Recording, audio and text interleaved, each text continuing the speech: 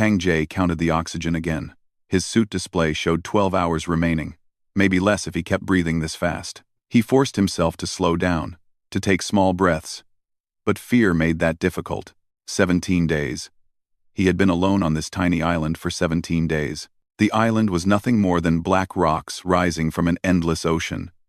It measured 30 meters across at its widest point. There were no trees, no plants, no animals, just wet stone and the constant sound of waves crashing against the shore.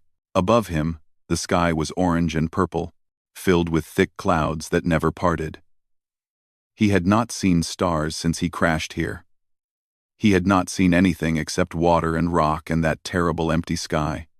Jay sat on the highest point of the island and looked at the horizon. Somewhere out there, floating in pieces across this alien ocean, was the Daegu's promise. His colony ship, his home for the past 8 months. 2,000 people had been aboard when it broke apart during atmospheric entry. He was the only survivor. The memory still woke him at night. The ship shaking, the alarms screaming, people running and falling and crying. Then the hull split open like paper, and everything became fire and noise and spinning darkness. Jay had been near an escape pod. Pure luck. Nothing more. He crawled inside and hit the launch button without thinking. The pod shot away from the dying ship and fell through the atmosphere. It crashed into this island hard enough to break 3 of his ribs. When he climbed out, he saw the ocean stretching forever in every direction. No land. No rescue ships. No hope. His emergency beacon had been transmitting since day 1. No one answered. Either the signal could not reach space through these thick clouds, or no one was close enough to hear. Or maybe no one was looking for survivors from a ship that broke into 1,000,000 pieces. Jay checked his supplies again, even though he knew exactly what he had. 2 empty water containers, 1 broken food processor, a medical kit with 3 bandages and some pain pills, and his suit, slowly running out of power and air. He was going to die here. He had accepted that around day 10, but accepting death and waiting for it were different things.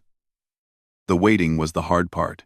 On the morning of day 17, Jay saw something that changed everything. The clouds parted for just a moment, and pale sunlight touched the ocean. The water turned from black to deep blue, and suddenly Jay could see beneath the surface. Far below, maybe 100 meters down, there was a shape, a huge shape, long and dark and clearly artificial. A ship. Jay stood up so fast that his broken ribs screamed in pain. He ignored them. He stared at the water, waiting for the clouds to shift again, hoping he had not imagined it. Seconds passed, then more light broke through, and he saw it clearly. It was definitely a ship. Not the Daegu's promise. This thing was different. The shape was wrong. Human ships were built with straight lines and sharp angles. This ship had curves and flowing shapes, like it had been grown instead of built. It was massive, easily 300 meters long, lying on the ocean floor like a sleeping giant. Jay's heart beat fast. That ship might have air. It might have food. It might have a working beacon, or a shuttle or something. Anything that could save his life. But it was 100 meters down. His suit was not designed for deep water. The pressure could crush him. And even if he reached the ship, there was no promise he could get inside. He looked at his oxygen display again. 11 hours and 43 minutes. Jay made his choice. He walked to the edge of the island and jumped into the water.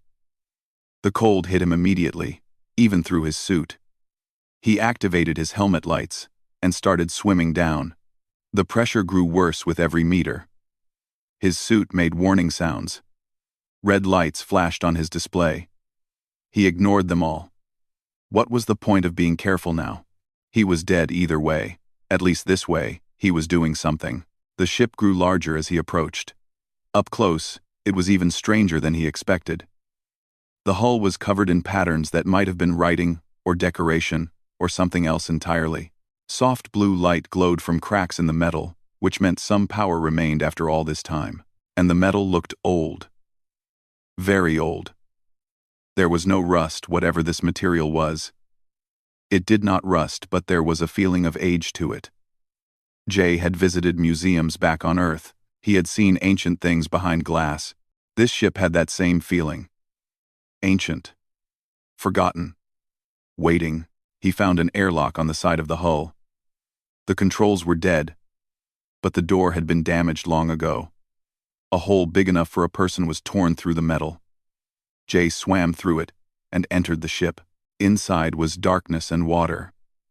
His lights showed a corridor stretching in both directions.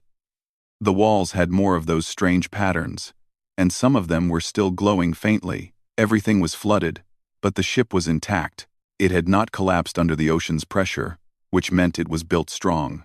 Jay swam deeper into the ship. He passed doorways that led to empty rooms. He passed windows that looked into larger chambers filled with floating debris. And then he saw the first body. It was not human. The creature was tall and thin, with gray skin and 4 arms. Its face was long, with large black eyes that were now empty and dead. It wore armor of the same dark metal as the ship, and it floated in the water like a ghost. Jay stopped breathing for a moment. Then he made himself move forward. The body was clearly dead. It had been dead for a very long time. There was nothing to fear from it now. He passed more bodies as he went deeper. Some were the same gray species. Others were different, shorter, rounder, with scales instead of skin. Whatever had happened here, it had killed everyone aboard. His suit beeped. A small display showed atmospheric readings from ahead. There was air. Somewhere in this ship, there was a section that was not flooded. Jay followed the readings. He swam through flooded hallways and climbed through broken doors. The water grew shallower. Then he surfaced in a corridor that was completely dry. He pulled himself out of the water and lay on the floor, gasping. The air smelled strange, old and stale, but breathable. His suit confirmed it. He could survive here. Jay stood up slowly and looked around. The dry section was small, just a few corridors surrounding a central chamber. Emergency lighting cast everything in pale blue, and the walls were covered in ice crystals, preserving this place like a frozen museum. He walked toward the central chamber. The door was sealed, but when he touched it, it slid open with a soft hiss. Inside was a single room, empty, except for one thing. A stasis pod, still humming with power, still working after all these thousands of years, and inside the pod was a person. Not human, but close. The figure had pale skin, almost white, and long silver hair that floated around her face.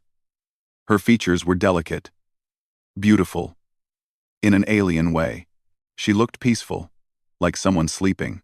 Jay stepped closer. His boot hit something on the floor, a piece of debris, and he stumbled forward. His hand slapped against the pod's control panel. Lights flashed. The pod made a loud sound. The glass cover began to slide open. Jay stepped back, his heart pounding. He had not meant to do that. He had not meant to wake whatever was inside. The figure's eyes opened. They were silver, like her hair. And they fixed on Jay with an intensity that made him freeze.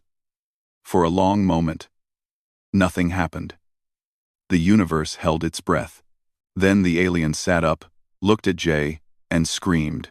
The force that hit Jay was invisible.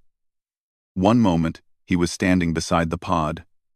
The next moment, he was flying through the air. His body thrown backward like a toy. He crashed into the far wall and felt something break in his shoulder. Pain exploded through his body, and he fell to the ground.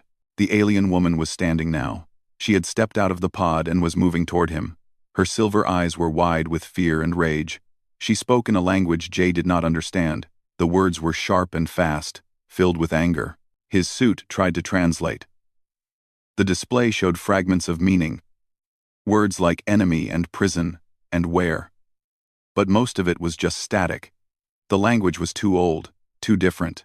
The woman raised her hand, and Jay felt pressure building in his chest. She was doing something to him, using some kind of power. His heart beat harder and harder, like it might explode. He tried to speak. "Wait," he gasped. "Please, I am not your enemy." The pressure stopped. The woman stared at him. Her translator must have worked better than his, because she seemed to understand. "Who are you?" she asked. Her voice was strange, like music mixed with metal. "What species? You are not Keth. You are not Valoran. What are you?" Jay coughed and pushed himself up against the wall. His shoulder was definitely broken. Blood dripped from a cut on his forehead.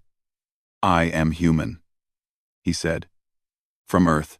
I crashed on this moon. I was looking for supplies. I did not know anyone was alive in here." The woman looked confused. "Human? Earth? I do not know these words." "My species," Jay said. "We come from a planet far from here." "Very far." She studied him for a long moment. Then she looked around the room, seeing it clearly for the first time. Her expression changed from anger to confusion to something darker. Horror, maybe, or despair. "How long?" she asked quietly. "How long has it been?"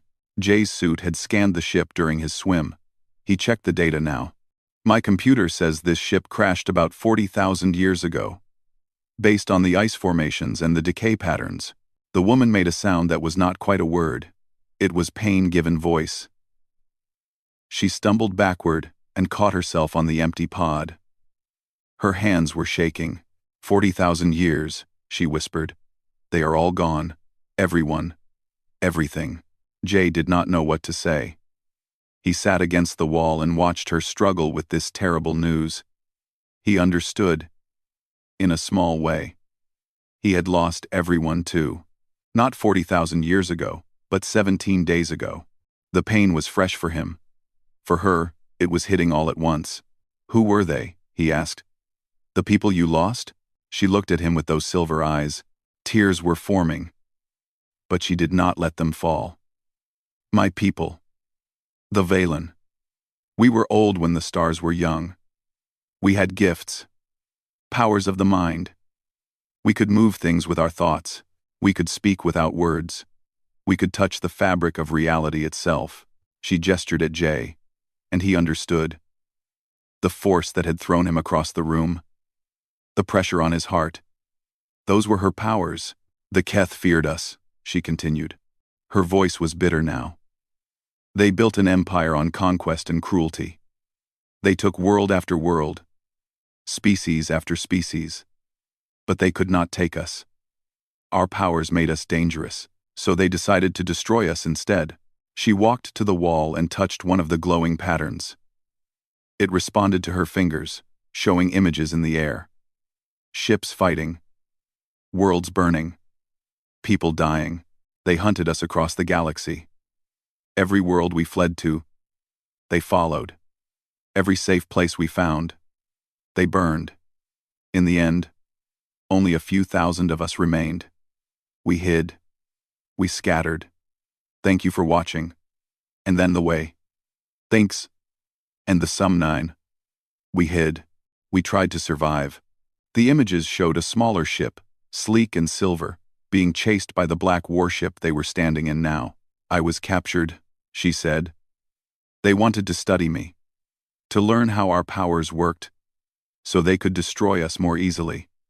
They put me in that pod, and kept me frozen, while they traveled to their home world."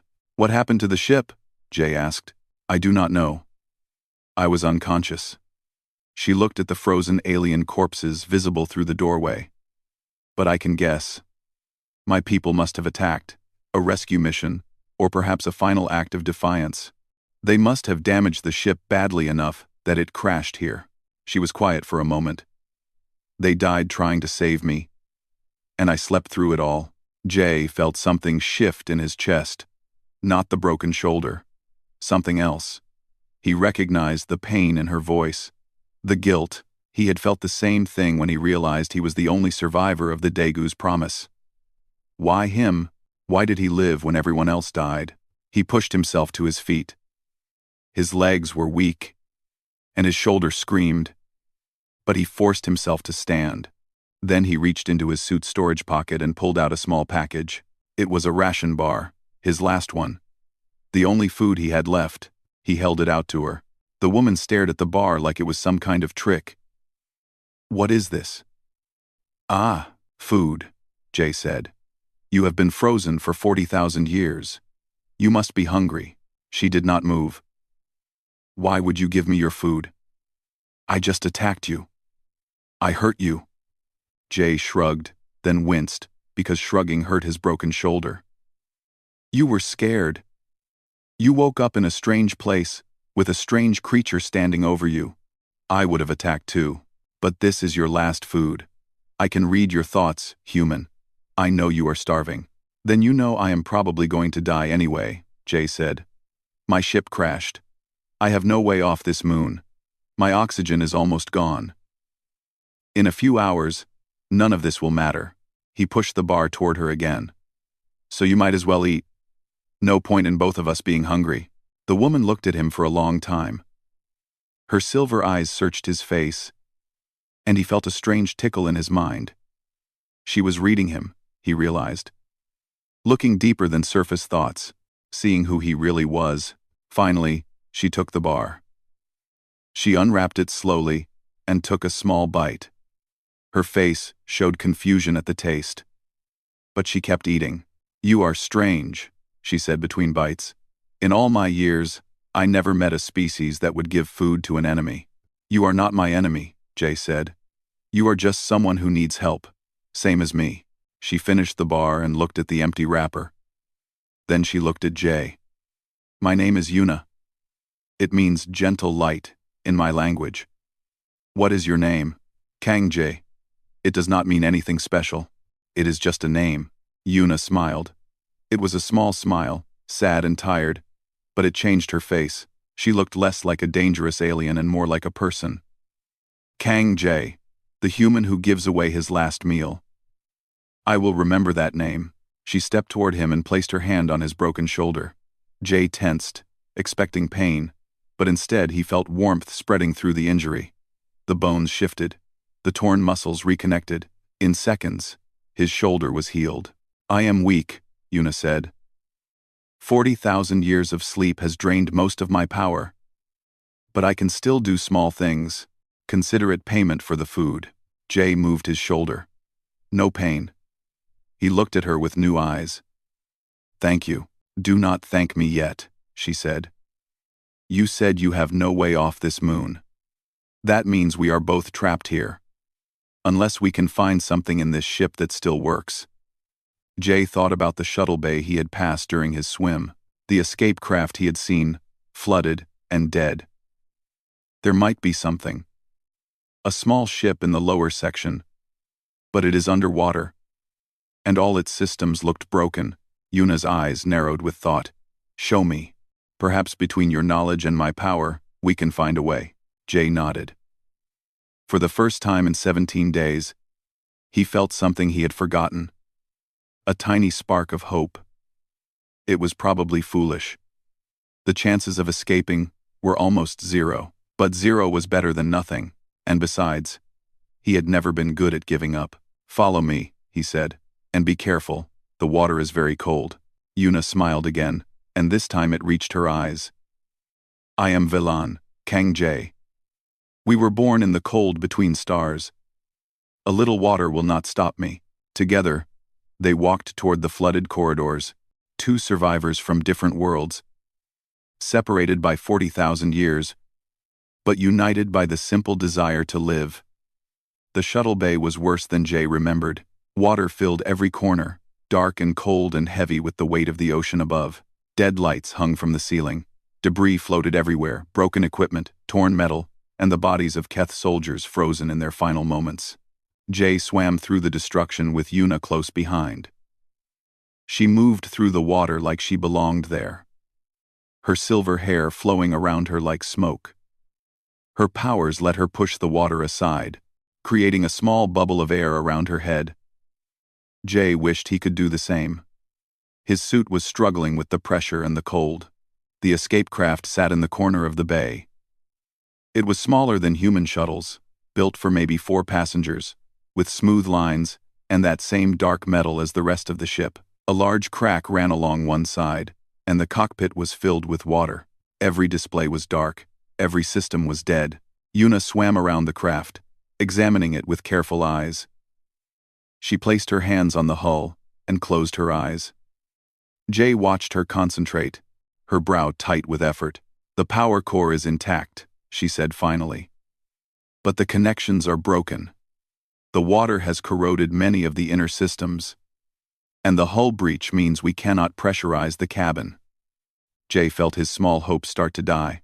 "So it is useless." "I did not say that." Yuna opened her eyes and looked at him. "I said the systems are damaged, not destroyed. With the right repairs, this craft could fly again." "Repairs?" Jay looked at the flooded shuttle, at the broken metal and dead machines. "How?" "We have no tools. No parts. No workshop." Yuna smiled that strange alien smile. "We have an entire warship full of parts. And we have something better than tools." She tapped the side of her head. "I can read the ship's computers, every system, every schematic, every repair manual. The knowledge is still there, preserved in crystal memory banks. And you. One stayed 70. One stayed. One stage ano. One stage ano. One stage ano. One stage ano. One stage ano. One stage." She pointed at Jay. "You have hands that can build. I have seen your thoughts. Kang Jay.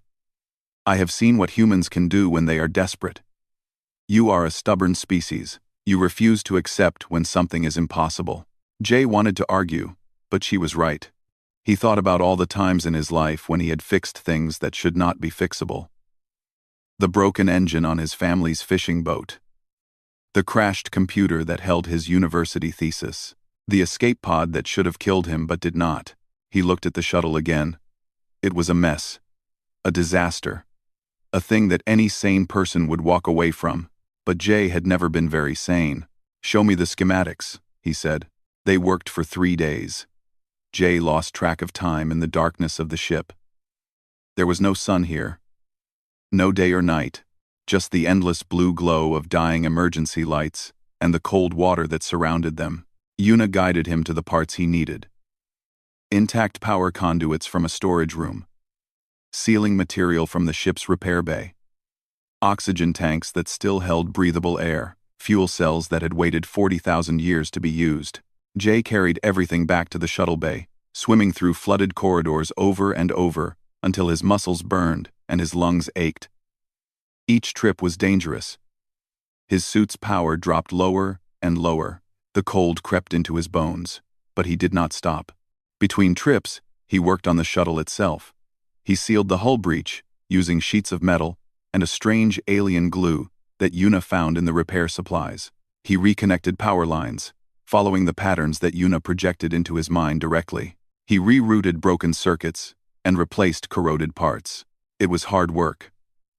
The hardest of his life. The alien technology was different from anything he knew. The tools did not fit his hands. The systems did not follow human logic. 100 times he wanted to give up. 100 times he kept going.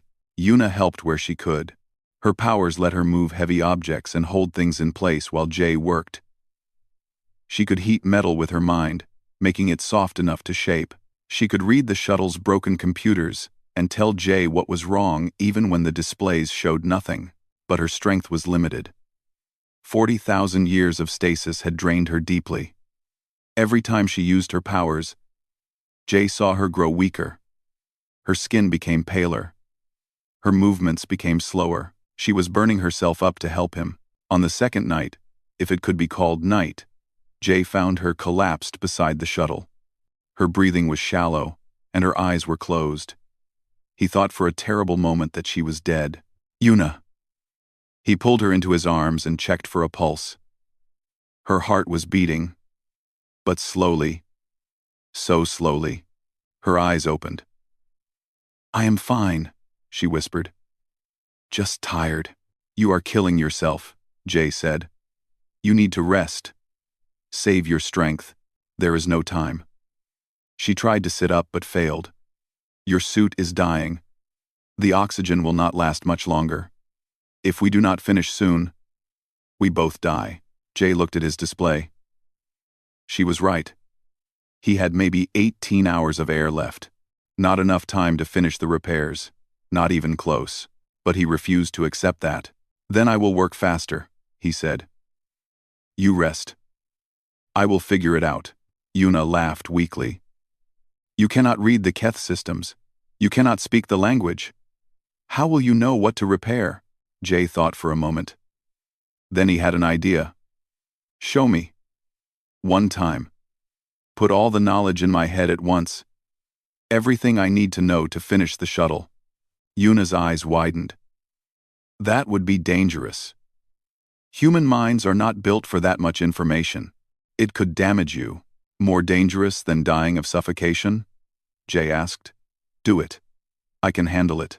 She studied his face. He felt her mind touching his, reading his determination. Finally, she nodded. Lie down, she said, and try not to scream. She placed her hands on his temples. For a moment, nothing happened. Then the knowledge came. It was like a flood. Like a storm. Like a star exploding inside his skull. Images and words and concepts poured into his mind faster than he could process. He saw the shuttle's systems laid out like a map. He understood how the Keth engines worked, how the power flowed, how every part connected to every other part. He also saw other things, fragments of Yuna's memories that came with the transfer. Her childhood on a world of silver mountains, her training in the psionic arts, the day the Keth came and burned everything she loved, and he saw what she saw when she looked at him. A strange creature from an unknown species, weak and small and dying. But also something else, something that made her curious, a refusal to quit that she had never seen before. The transfer ended. Jay lay on the floor, gasping, his head pounding with pain, but when he opened his eyes, he understood. He knew exactly what to do. He stood up and went back to work. The next 16 hours were a blur. Jay moved without stopping, without thinking, guided by the knowledge Yuna had given him. He rewired the engine. He reconfigured the life support. He connected his suit's oxygen system to the shuttle's tanks, creating a jury-rigged air supply that might keep them alive long enough to escape. Yuna watched him from where she lay. Her eyes never left him. At some point, she started to cry, though she did not seem to notice. Finally, Jay connected the last wire. He stepped back and hit the power switch. For one terrible second, nothing happened. Then the lights came on. The engine hummed. The displays flickered to life, showing Keth symbols that Jay now understood. The shuttle was alive. Jay turned to Yuna with a grin so wide it hurt his face. It works. It actually works. She stared at him like he was something impossible. You did it. You actually did it. We did it, Jay said. Now come on. Let us get out of this ocean. He helped her to her feet and guided her into the shuttle. The cockpit was small and crowded, designed for Keth bodies that were taller and thinner than humans. But they fit. Barely. Jay sat in the pilot's seat and looked at the controls. The knowledge in his head told him what each symbol meant, what each button did. He had never flown an alien spacecraft before, but somehow, he knew exactly how. Hold on, he said. This might be rough. He activated the engines. The shuttle shook. Water rushed around them as the craft lifted off the shuttle bay floor. Through the cracked cockpit window, Jay saw the bay doors ahead, still sealed after 40,000 years. He pushed the throttle forward. The shuttle shot toward the doors like a bullet. At the last moment, Jay fired the weapons, the one system he had not been sure would work. The doors exploded outward.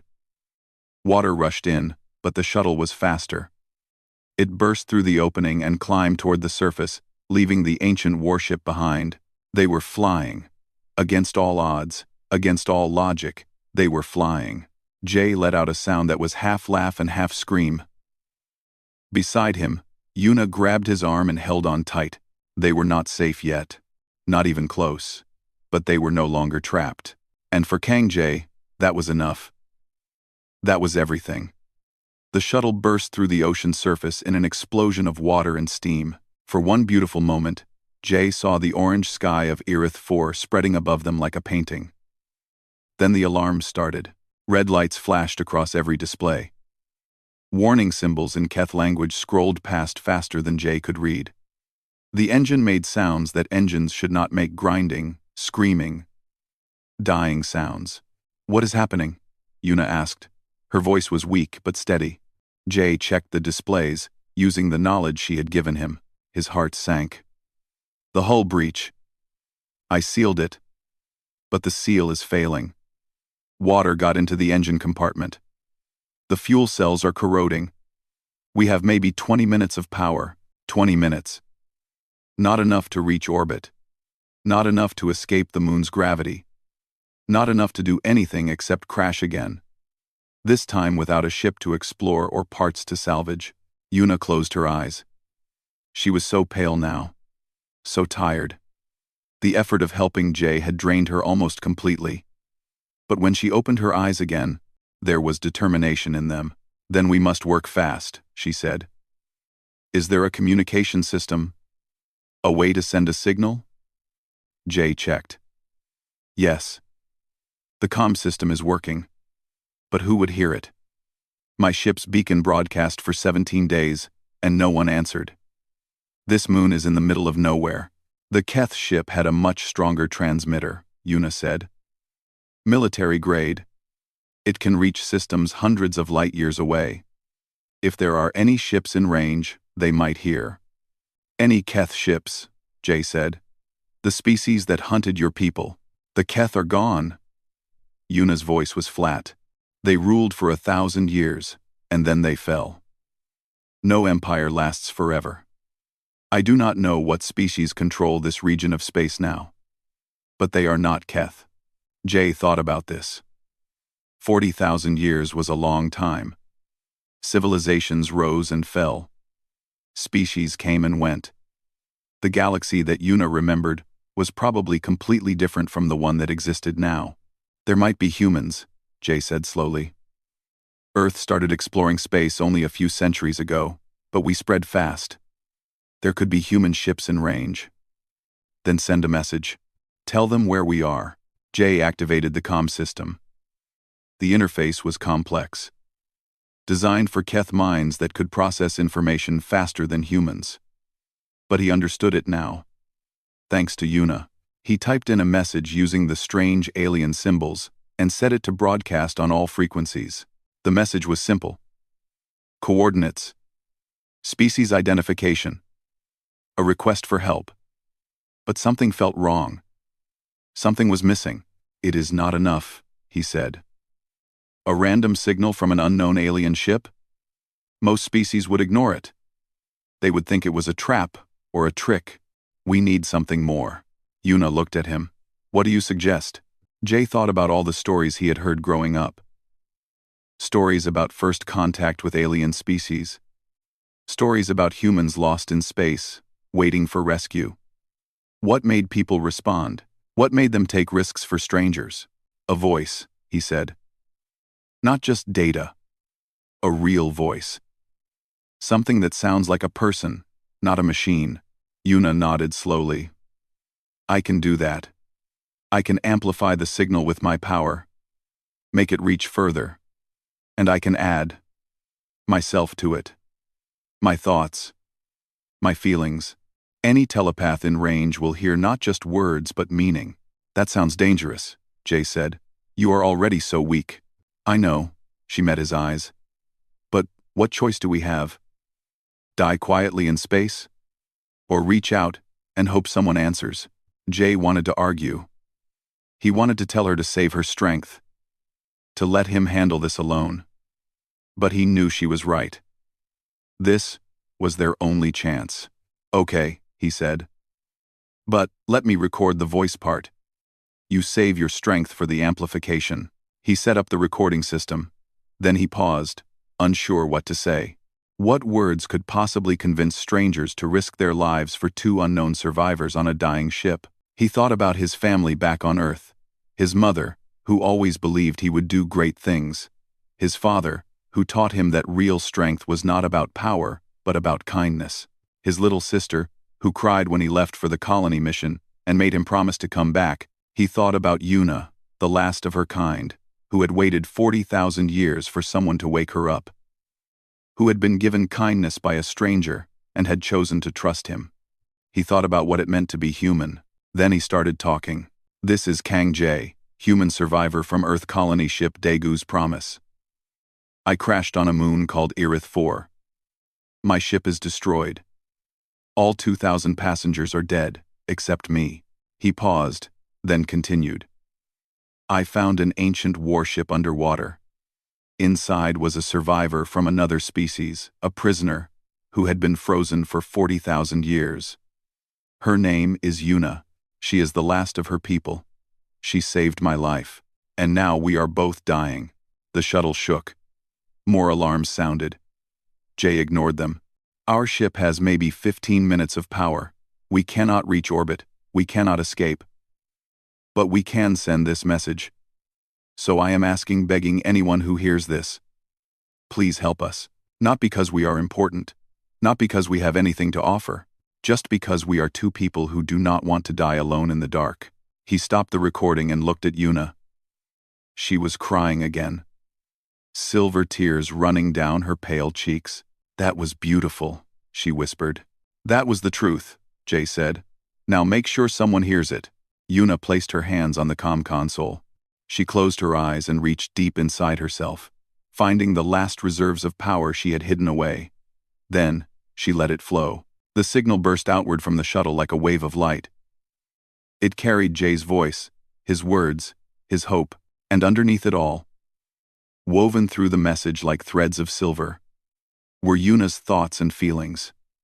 Her grief, her gratitude, her desperate desire to live. The transmission lasted only seconds. When it ended, Yuna collapsed. Jay caught her before she hit the floor. He pulled her into his arms and held her close. She was so light, so fragile, like she might disappear if he held too tight. Did it work? She asked. Her voice was barely a whisper. I do not know, Jay admitted. We will find out. The shuttle drifted through space. The power dropped lower and lower. 10 minutes. 8. 5. The engine died completely. And the lights went out. Only the emergency systems remained, casting weak red light through the cockpit. Jay held Yuna in the darkness. He did not pray, he had never been religious, but he hoped. He hoped with everything he had. 2 minutes of power. The oxygen was getting thin. Jay felt his thoughts starting to blur. 1 minute. He could not feel his fingers anymore. Yuna was unconscious in his arms, her breathing shallow. 30 seconds. Then a voice came through the comm system. A human voice, speaking English with an accent Jay did not recognize. Unidentified craft, this is the UEN Soul. We received your signal. We have you on sensors. Hold on. We are coming. Jay laughed. Or maybe he cried. He could not tell anymore. He tried to respond, but his voice would not work. All he could do was hold Yuna and watch through the cockpit window as lights appeared in the distance. Ship lights, getting closer. The Soul was a patrol vessel, small and fast, built for rescue operations in deep space. It pulled alongside the dying shuttle and extended a docking tube. Jay felt the connection, heard the hiss of atmosphere equalizing. Then the door opened, and humans in rescue suits climbed inside. They had medical equipment and oxygen masks and stretchers. They were talking fast, asking questions, checking vital signs. One of them, a woman with kind eyes, knelt beside Jay. Sir, can you hear me? We are going to get you out of here. You are safe now. Safe. The word did not feel real. Jay looked down at Yuna in his arms. Help her first, he said. Please. She saved my life. She cannot die. The rescue team moved fast. They placed Yuna on a stretcher and started carrying her toward the Soul. Another team helped Jay stand, supporting him when his legs refused to work. As they guided him through the docking tube, Jay looked back at the ancient shuttle. The machine that should never have flown. The impossible craft that had carried 2 survivors out of a drowned warship and into the sky. He smiled through his tears.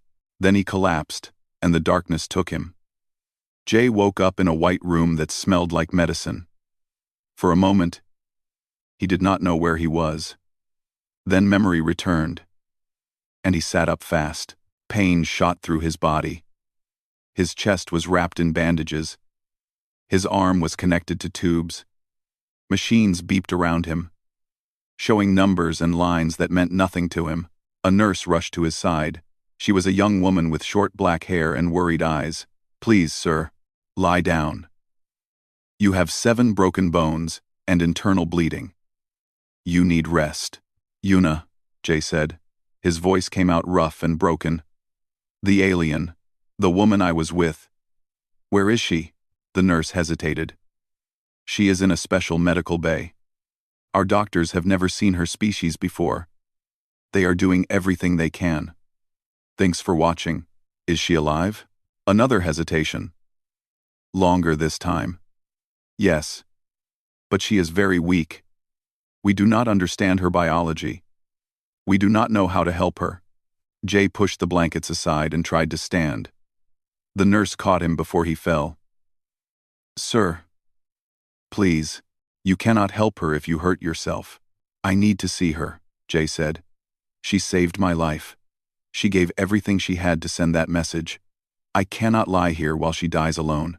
The nurse looked at him for a long moment. Something in his eyes must have convinced her, because she nodded. "Okay. But you use a wheelchair. And if your condition gets worse, I bring you straight back." She helped him into a chair and pushed him through the corridors of the soul. The ship was small but busy, filled with crew members who stopped and stared as Jay passed. Word had spread, clearly. The human survivor and his alien friend were the talk of the ship. The medical bay was at the end of a long hallway. 2 guards stood outside, and a sign said, "Restricted access." But they let Jay through without question. The nurse had called ahead. Inside, the room was filled with equipment Jay did not recognize. In the center was a special bed, surrounded by strange machines. And on the bed was Yuna. She looked smaller than he remembered. Her silver hair was spread across the pillow like water. Her pale skin was almost transparent now. Her eyes were closed, and if not for the slow rise and fall of her chest, Jay would have thought she was dead. A doctor stood nearby, an older man with gray hair and tired eyes. "You are the human survivor," he said. "Kang Jay." "How is she?" Jay asked. The doctor shook his head slowly. "I will be honest with you. We do not know. Her biology is completely alien. Her brain works differently. Her organs are in different places. We have stabilized her for now, but we do not know how to help her recover." Jay wheeled himself closer to the bed. He reached out and took Yuna's hand. It was cold, so cold, like holding ice. "She has powers," he said. "Mental powers. She can heal things, move things with her mind. Maybe if she had enough energy, she could heal herself." The doctor frowned. "We have no way to give her that kind of energy. We do not even understand how her powers work." Jay thought about this. He remembered how Yuna had healed his shoulder, how she had poured her strength into him, how she had connected their minds to transfer knowledge. "I can help," he said. "I do not know how, but I can feel it. When she touched my mind, something connected us. Maybe I can give her some of my strength." The doctor looked skeptical. "That is not how medicine works." "I do not care how medicine works." Jay tightened his grip on Yuna's hand. "I care about saving her life." He closed his eyes and tried to remember the feeling. The warmth that had flowed between them. The connection that had formed when she trusted him with her deepest knowledge. He reached for it now, searching inside himself for some spark of that bond. At first, nothing happened. Then, he felt something. A tiny thread, thin as spider silk, connecting his mind to hers. He followed it, pushed against it, tried to send his own energy through it. His body ached. His head pounded. He felt like he was being pulled apart from the inside. But he did not stop. He kept pushing, kept giving, kept hoping. Time passed. Minutes. Maybe hours. The doctor tried to stop him, but Jay refused. The nurses watched with wide eyes. Someone called for more help, more experts, more people who might understand what was happening. Then Yuna's hand moved. Her fingers tightened around his. Her eyes opened slowly, silver and bright and alive. She looked at Jay and smiled. "You stupid human," she whispered. "You were supposed to rest." Jay laughed through his tears. "I could not let you have all the fun." The days that followed were a blur of tests and questions and recovery. Doctors studied Yuna's biology and learned new things about alien life. Scientists asked her about the Velan, about the Keth, about the 40,000 years of history that had passed while she slept. Yuna answered everything. She told stories about her people, their art, their philosophy, their dreams. She shared knowledge that humanity had never known. She became a bridge between past and present, between species and species, between old worlds and new. And through it all, Jay stayed by her side. He helped translate when her language grew too complex. He protected her from those who were too curious, too demanding.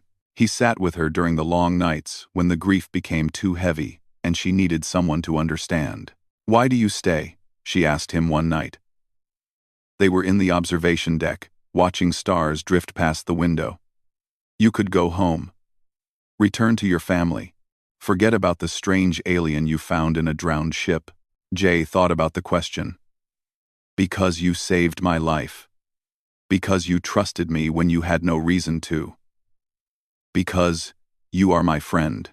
Yuna stared at him. "Friend? That word feels strange. My people did not have friends. We had minds that touched minds. We had bonds deeper than words. But we did not have friends. Then maybe it is time to try something new." She smiled. After weeks of recovery, her smiles came easier now. Her strength was returning. Her powers were slowly waking up. She would never be as strong as she once was, but she was alive. That was enough. The galaxy learned about Yuna and Kang Jay. Their story spread from ship to ship, from world to world. Some people called it a miracle. Others called it luck. But most people called it something else. They called it human. A human who crashed on a dead moon and refused to give up. A human who dove into a frozen ocean to find hope. A human who woke an ancient prisoner and offered her his last food. A human who fixed an impossible ship, sent an impossible message, and survived against impossible odds.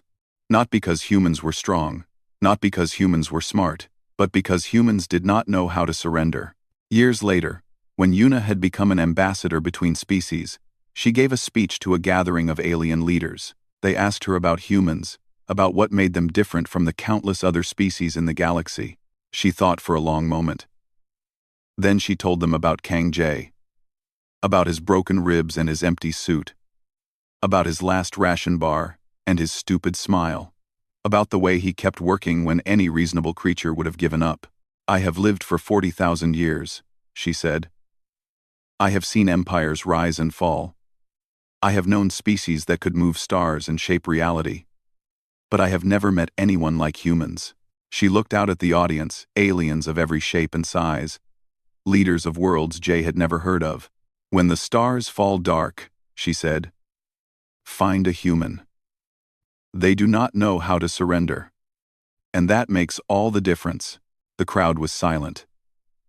Then, slowly, they began to applaud. Far away, on a small planet called Earth, Kang Jay watched the broadcast with his family. His mother was crying, his father was proud, his little sister was bouncing with excitement, and Jay just smiled. He had survived the crash. He had found Yuna.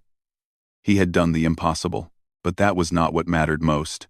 What mattered was that he had not given up. What mattered was that he had been kind. What mattered was that when everything seemed hopeless, he had chosen to keep trying. That was what it meant to be human. And that, in the end, was enough.